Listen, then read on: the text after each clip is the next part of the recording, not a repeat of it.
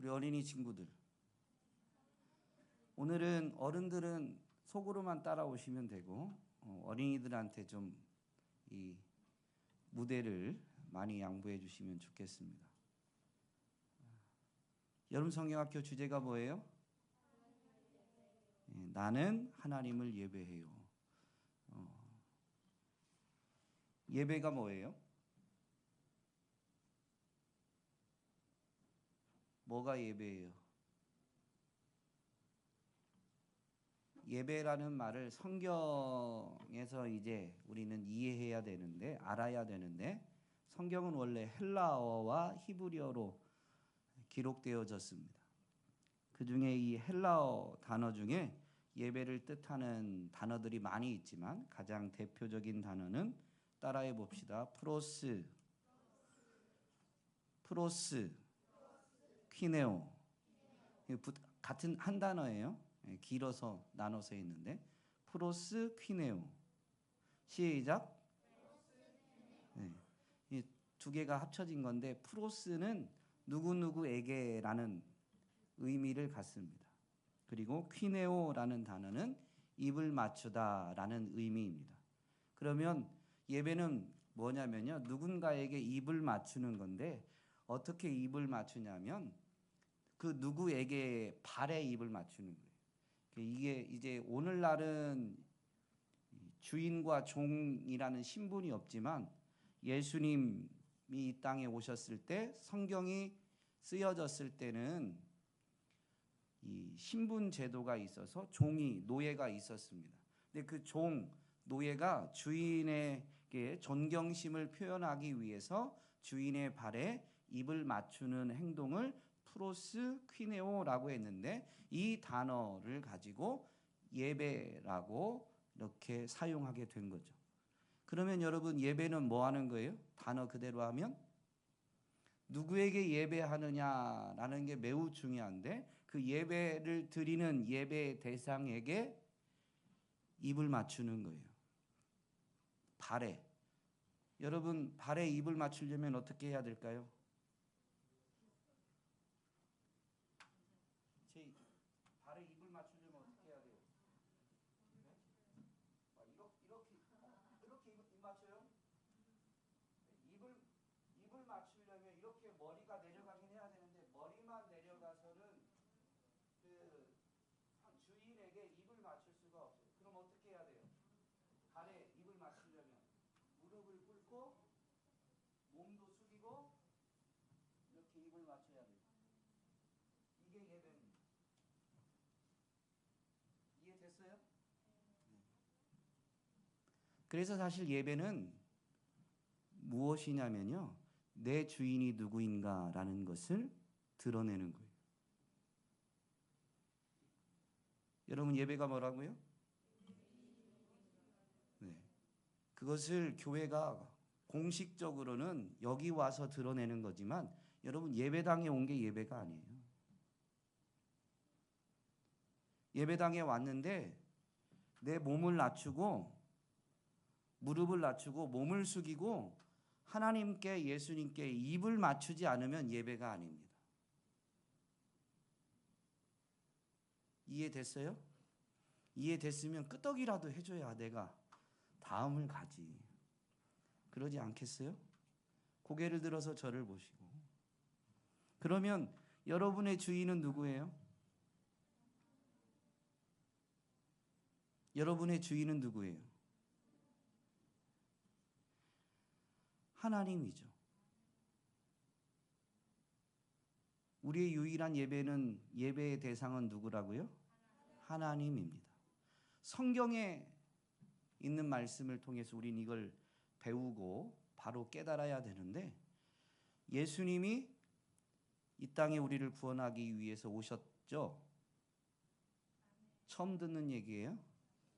예수님이 우리를 구원하기 위해서 이 땅에 오셨습니다. 우리를 구원하기 위한 일들을 이제 나타내셨는데 그 첫 번째가 뭐냐면 40일을 금식하시고 마귀에게 시험을 받으신 거예요. 근데 그 시험을 받으실 때 세 가지 시험을 받으셨는데 마지막 세 번째 시험이 뭐예요? 마귀가 예수님을 데리고 높은 산으로 데리고 가서 천하만국의 영광을 보여주고 내게 절하면 이 모든 것을 너에게 주겠다라고 마귀가 속삭였습니다. 유혹했습니다. 그때 예수님이 뭐라고 하셨을까요? 마태복음 4장 8절로 10절 말씀인데요. 지금 앞에는 설명했으니까 10절만 띄워주세요. 10절만. 자, 10절 읽습니다. 시작.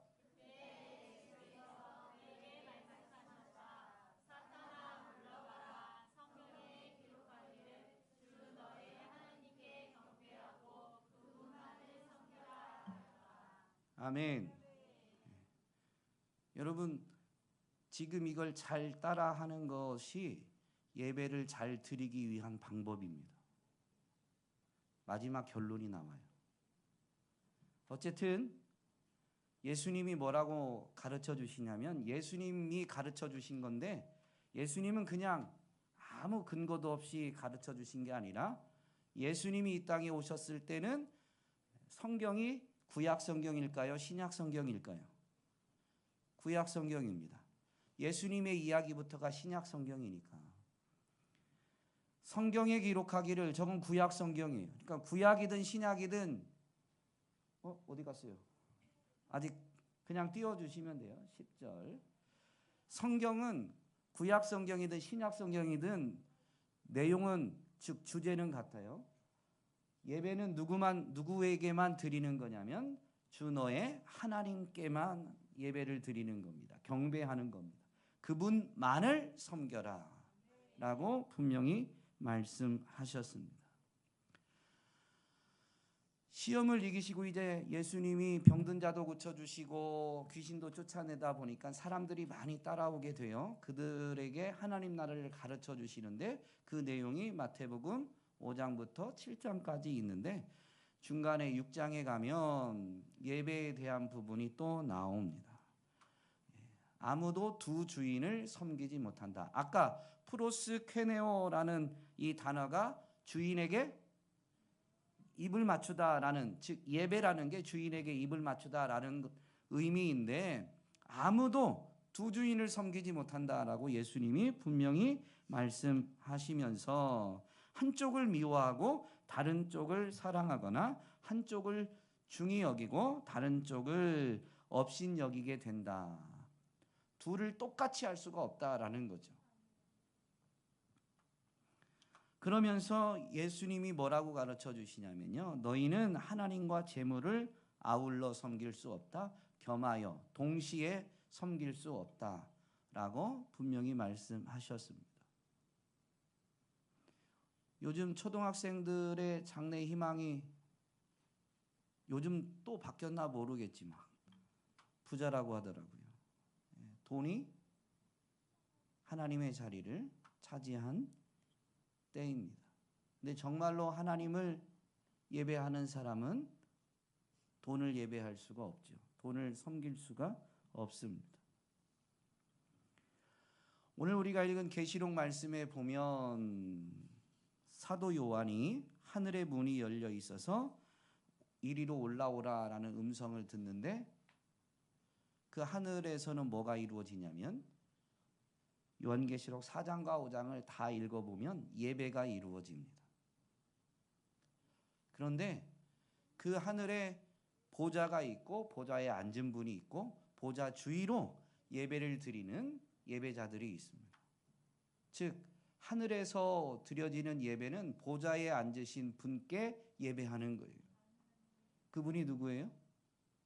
하늘에 보좌가 있고 그 하늘에 있는 보좌에 앉으신 분 누구예요? 지금까지 예배는 누구에게 드려야 된다고요?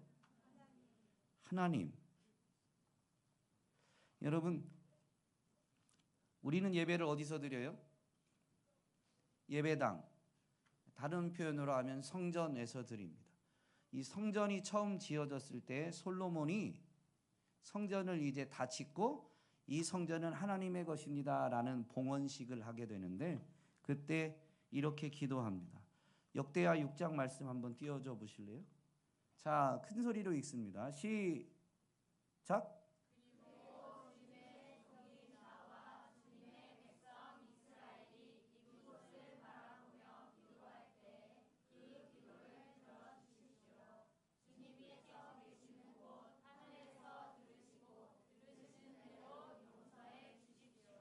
아멘. 그 다음 절.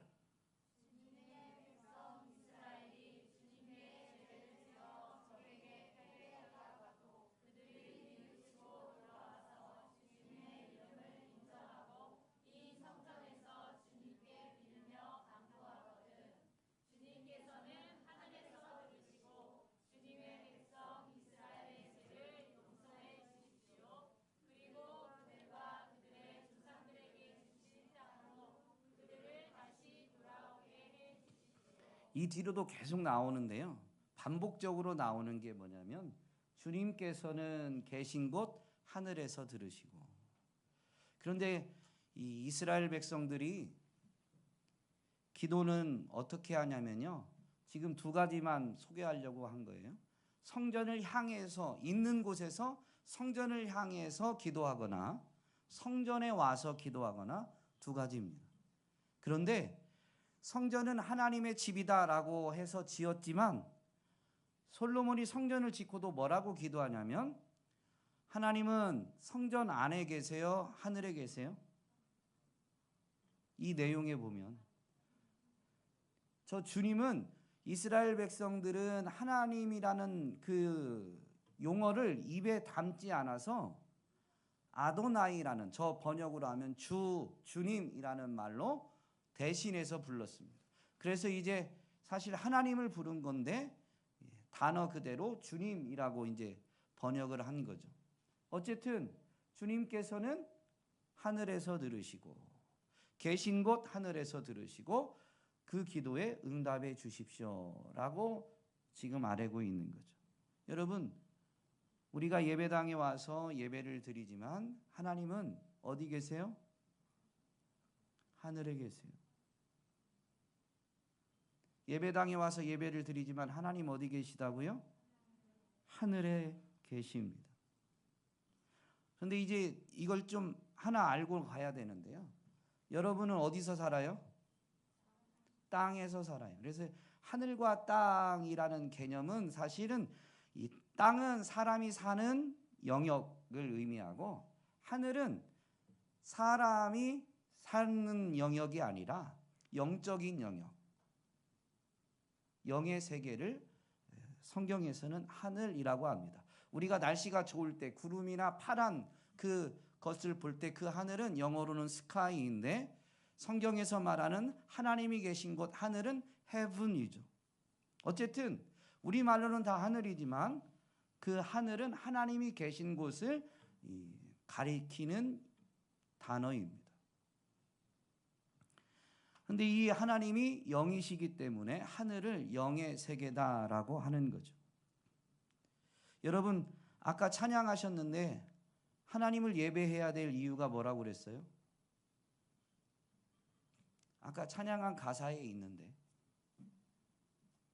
하나님을 예배해야 할 이유라고 딱 나오더라고요, 가사가. 무슨 곡인지 제가 잘 모르고 여기서 막 썼는데 날 위해 예수님 보내주셨기 때문에 하나님을 예배해야 된다라고 찬양에서 선포하고 있습니다. 요한복음 3장 16절 말씀에 보니까 하나님이 세상을 이렇게 사랑하셨습니다. 하나님이 세상을 이처럼 사랑하사 독생자를 주셨으니 이는 저를 믿는 자마다 멸망하지 않고 영생을 얻게 하려 하심이라. 하나님이 우리를 사랑해서 우리가 영생을 얻게 될 수 있도록, 얻게 할 수 있도록 독생자 예수 그리스도를 이 땅에 보내주셨습니다.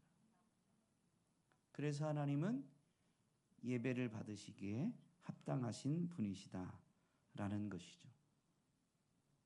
그러면 그 하나님을, 하늘에 계신 그 하나님을 예배하는 사람은 어떤 사람일까요? 하늘에서 계신 하나님, 그 하늘에서 예배하는, 하늘의 예배를 드리는 사람. 여러분, 설교 들을 때는 졸리고 설교 끝나면 잠이 깨고 그러면 안 됩니다. 제가 재미없게 하는 건 제 좀 책임이 있지만, 자, 하늘에서 하나님이 하늘에 계신데 그 하나님이 받으시는 예배, 그 하나님 앞에서 하나님을 예배하는 하늘의 예배는 누가 드리느냐? 여러분 오늘 말씀 읽으셨는데 사도 요한에게 하늘의 문이 하나 열려 있었고 이리 올라오너라 라고 했는데, 문은 열려 있는데 그 하늘로 누가 열린 문으로 들어가느냐, 그래서 하늘에 올라가느냐? 2절 말씀에 나는 곧 성령에 사로잡히게 되었습니다. 여러분, 성령에 사로잡히는 사람만이 하늘의 예배, 영으로 영적인 예배를 드릴 수가 있는 거예요. 여러분, 하늘의 예배, 영적인 예배 누가 드린다고요? 성령에 사로잡힌 사람. 그러면 정말로 하늘의 예배, 하나님이 기뻐 받으시는 영적인 예배를 드리기를 원한다면 성령에 사로잡혀야 그 예배를 드릴 수 있으니, 여러분 우리는 이런 질문을 스스로에게 해봐야 돼요. 그러면 어떻게 해야 성령에 사로잡힐 수 있을까? 모든 해답은 말씀에 있어요. 1절에 보니까 내가 들은 그 음성, 곧 나팔 소리와 같이 나에게 들린 그 음성이 이리로 올라오너라 라고 말하였습니다. 그러니까 이 음성은 1장에 가면 예수님의 음성이에요. 예수님의 음성, 예수님의 말씀을 들을 때에 성령에 사로잡히는 겁니다. 여러분, 그래서 말씀을 듣는 자세가 하늘의 예배를 드릴 수 있느냐? 아니면 예배를 드린다고 하지만 하나님은 하늘에 계신데 나는 땅에서만 예배한다고 생각하고 예배당에 온 것 때문에 나는 하나님을 예배했다라고 착각할 수 있어요. 하나님의 말씀을 들어야 돼요. 주님의 음성을 들어야 돼요. 왜냐하면 하나님의 말씀, 그것은 곧 성령의 검이기 때문에. 그래서 말씀을 들을 때 성령에 사로잡히게 되는 겁니다. 또 하나는 기도하면 돼요. 뭐 하면 된다고요? 기도하면 돼요. 하나님, 저 예배 잘 드리고 싶어요. 아니, 하나님이 받으시는 예배 드리고 싶어요. 하늘의 예배 드리고 싶어요. 하나님 도와주세요. 오늘 답을 알려드렸으니까 성령님 저를 사로잡아 주세요라고 기도하면 되는 거죠. 사실 그런 기도가 아니어도 하나님은 기도하는 사람의 기도를 하늘에서 들으시고 응답해 주시는데, 우리가 구한 대로 응답해 주시는 게 아니라 성령을 주심으로 응답해 주십니다. 누가복음 11장 13절에 예수님의 제자들이 기도에 대해서 가르쳐 달라고 하니까 기도에 대해서 가르치면서 구하고 찾고 두드리라라고 명령하셨습니다. 그러면서 이렇게 말씀하시죠. 자, 여기를 보시고 고개를 드시고 하나, 둘, 셋.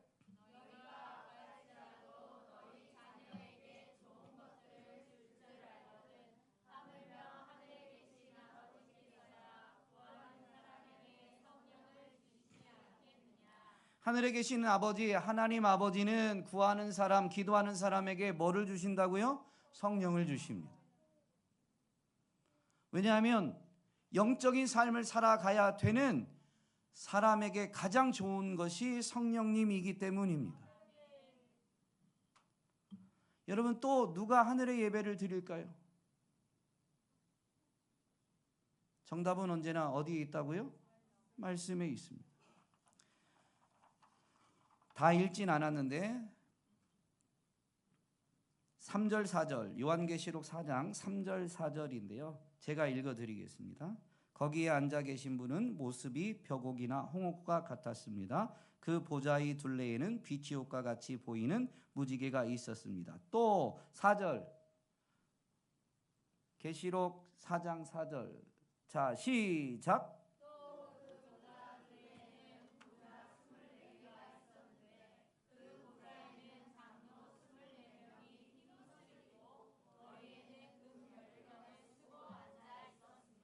아멘. 그 24명의 장로들이 4장 후반부에 가면 하나님을 예배해요.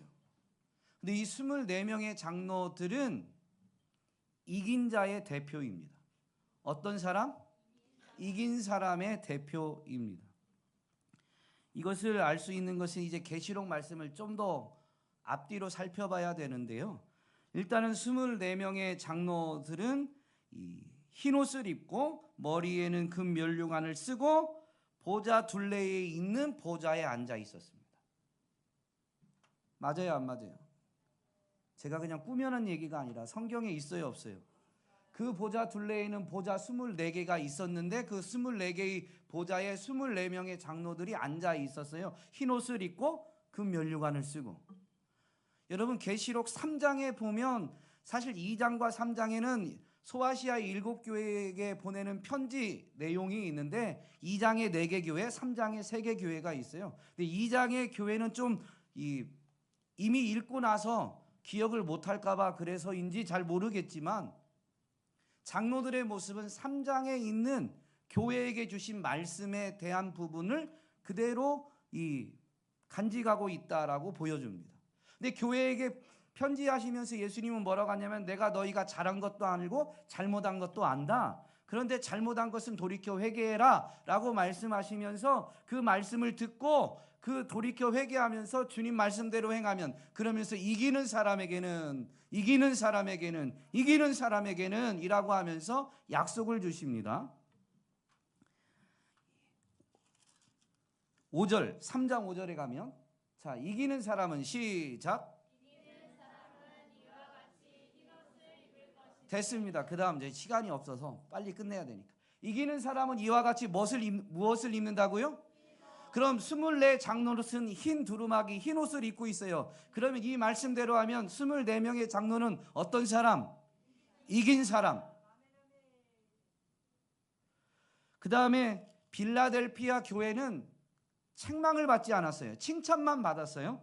빌라델피아 교회에 보내는 말씀에 보면 11절 자 시작 내가 더욱 하겠다. 너는 내가 가진 것을 굳게 붙잡아서 아무도 내 면류관을 빼앗지 못하게 하여라. 12절 없네요. 네. 12절에 보면 그 다음에 이기는 사람은 되어 있습니다. 책망을 받지 않았어요. 잘하고 있었어요. 11절 다시 띄워주세요. 예수님이 곧 다시 가겠다라고 하시면서 너는 내가 가진 것을 굳게 붙잡아서 책망은 안 받고 잘했다라고 칭찬만 받았어요. 그것을 굳게 붙잡고 있으면 주님 다시 오실 때까지 잘하고 있는 그것을 계속 잘하게 되면 아무도 너에게서 면류관을 빼앗지 못할 것이다. 즉 면류관을 빼앗기지 않는다. 면류관을 내가 계속 쓰게 된다라는 거죠. 그러면서 이기는 사람은 이라고 분명히 말합니다. 여러분 빌라델피아 교회에게 말씀하신 이긴 사람은 금 면류관을 받는 거예요. 근데 하늘 보좌에 있는 이 24명의 장로가 흰 옷을 입고 머리에 뭐를 썼어요? 금 면류관을 쓰고 있었어요. 그럼 24명의 장로는 뭐 한 사람? 이긴 사람. 그 다음에 마지막으로 21절 시작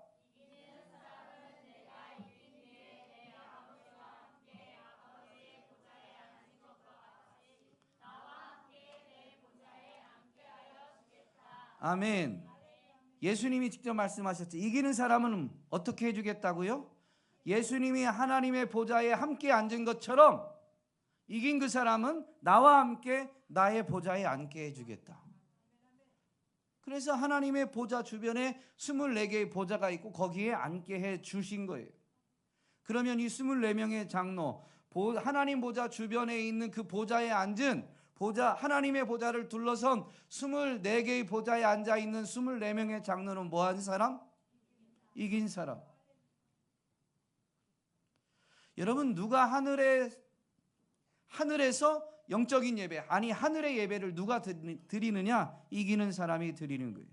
그럼 도대체 뭘 이겼을까요? 교회에게 보낸 편지 내용을 보면 하나님 말씀대로 살아야 되는데 사탄이 하나님 말씀대로 살지 못하게 해요. 교회 안에도 거짓 선지자, 거짓 교사들이 나타나면서 하나님 말씀대로 살지 못하게 하더라라는 거죠. 그래서 교회에게 잘못된 길로 간 교회에게는 책망하면서 돌이켜 회개하라고 말씀하시고 하나님 말씀대로 살아가도록 명령하셨습니다. 여러분, 사탄이 우리가 하나님 말씀대로 살지 못하게 합니다. 그게 뭐냐면 이긴 자가 되지 못하게, 하나님을 예배하지 못하게 만드는 거예요. 그러면 이긴 사람은 사실 말씀대로 순종한 거지만 예배의 관점에서, 이기지 못하게 한다는 관점에서 보면 누구를 이긴 거냐면 사탄을 이긴 겁니다. 여러분, 지금도 사탄을 이긴 사람은 하늘의 예배를 드리고 있고, 예배당에 온 것이 하늘의 예배를 드리는 게 아니라고 그랬죠. 그냥 뚝 잘라서 하겠습니다.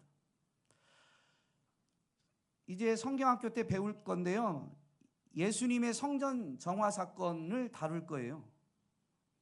원래 성전은 예배하는 곳인데 종교 지도자들이 성전의 주인이다라고 주인 행세하면서 자신들의 이익, 자신들의 명성을 내세우면서 예배를 온전히 드리지 못하게 만들었습니다.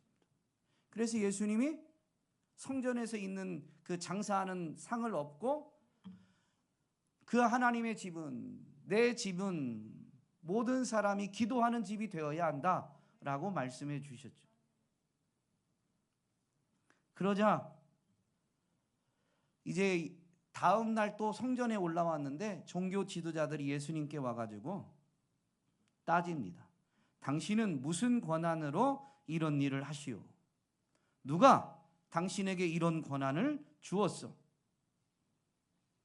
예수님은 예배를 방해하는 것을 제거했습니다. 기도를 방해하는 것을 제거했어요. 그런데 자기 이익, 자기 명성을 주장하던 종교 지도자들은 도대체 무슨 권한으로 우리한테 이러냐? 성전에서 왜 이런 일을 하냐? 라고 따집니다. 이제 초등학생들이 고학년이 되면 학교에서 인권이라는 걸 배웁니다. 그러면서 그런 학생들이 나타날 수 있어요. 저도 저희 딸한테 들었습니다. 인권에 대해서. 아빠 그거 아동학대 아니야? 이런 얘기를 듣고 제가 꼭지가 한번 돈 적이 있는데, 종종 이런 걸 배웠다고 해서 집에서도 마찬가지지만 오늘은 예배니까 교회에 와서 선생님께 우리도 인권이 있습니다. 도대체 무슨 권한으로 이러시는 겁니까? 자기가 배운 지식이 대단한 것 같고 그렇게 하는 것이 자기의 이익을, 인권을 보장하는 것 같지만 여러분, 그거는 하나님 앞에 있는 게 아니에요. 성전은 하나님의 집이요, 기도하는 집이요, 예배하는 집이 되어야 합니다. 그럼 예배는 어떻게 드려야 돼요? 하나님의 법대로, 하나님의 말씀대로 드려야 하는 거죠. 하나님이 우습게 여겨지면 하나님의 법도 우스운 거고,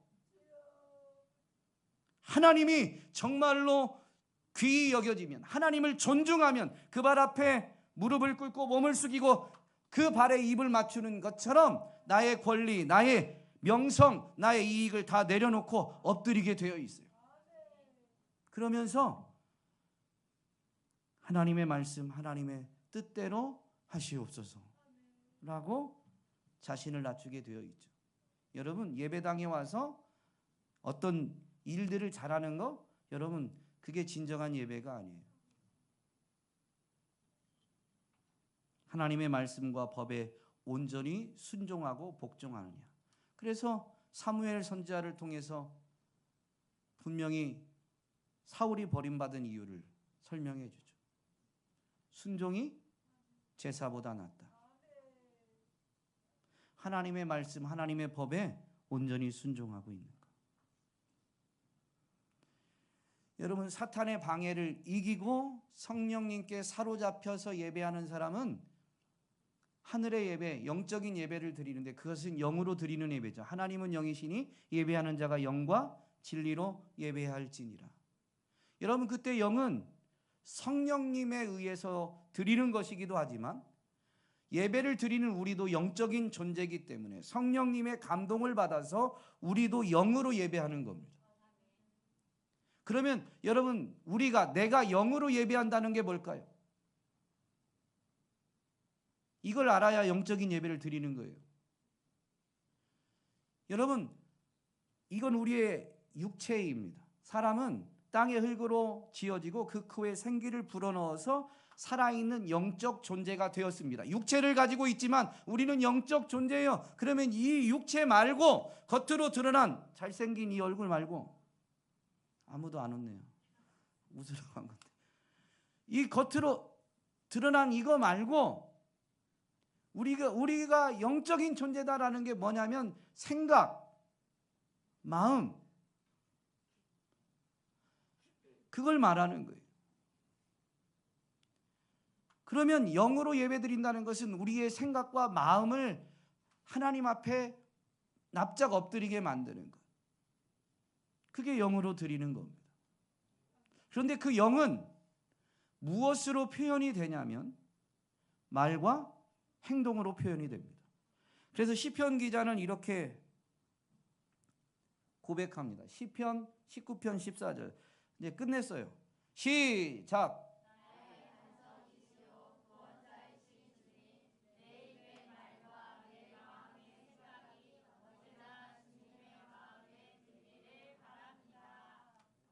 주님의 마음에 드는 예배가 어떤 거냐면 내 입의 말과 내 마음의 생각이 언제나 주님 마음에 들어야 되는 거예요.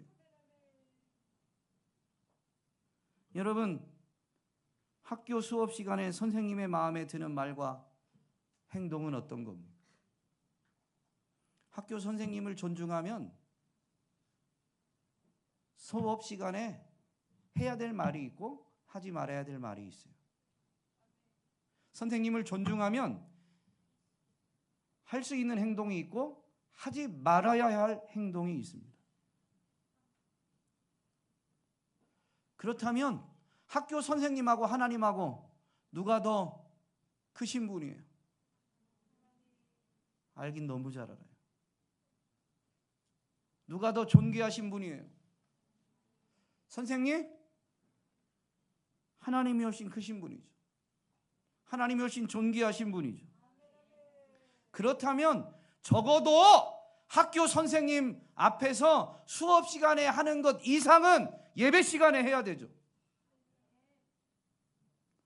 최소한 학교 선생님과 하나님을 동등하게 내가 여기고 있다면 학교 수업 시간에 내가 보이는 태도 정도는 예배 시간에 하나님 앞에서 보여야 돼요.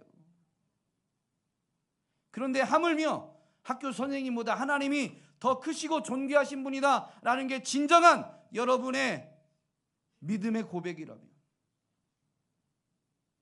예배 시간에 학교 수업 시간보다는 더 조심하고 더 신중하고 그러면서도 어떻게 해야 돼요?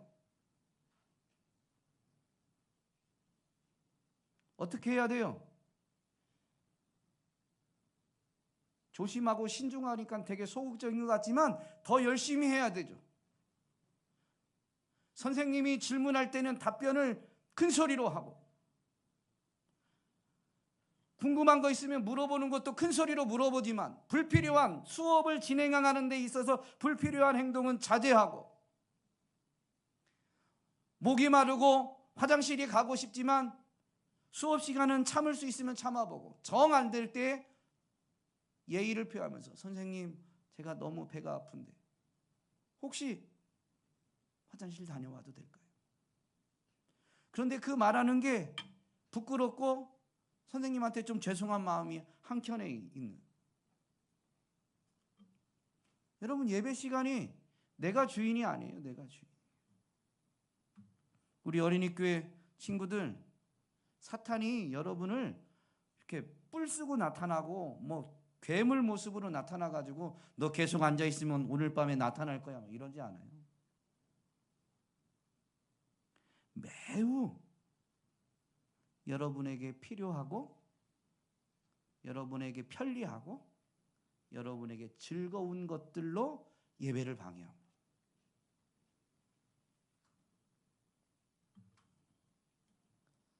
나는 안 그러려고 그러는데 꼭 예배를 드리는데 친구가 나한테 말을 걸고, 선생님 친구가 말을 거는데 어떻게 대답을 안 해요? 안 해도 돼요. 예배 시간에. 목이 너무 마른데 어떻게 목 마른 걸 참아요? 참을 수 있어요. 안 죽어요. 죽을 것 같으면 얘기하셔야 되지만. 오늘 우리는 예배당에 있는 게 예배 드리는 게 아니다라는 걸 분명히 기억하고 예배를 방해하는 사탄이 있다라는 것 잊지 마셔서 정말로 성령님께 사로잡히고 사탄을 이기심으로 온전히 하나님을 예배하는 예배자들이 다 되시기를, 영의 예배를 드리심으로 하나님을 기쁘시게 해드리는 자들이 다 되시기를 주님의 이름으로 축복합니다.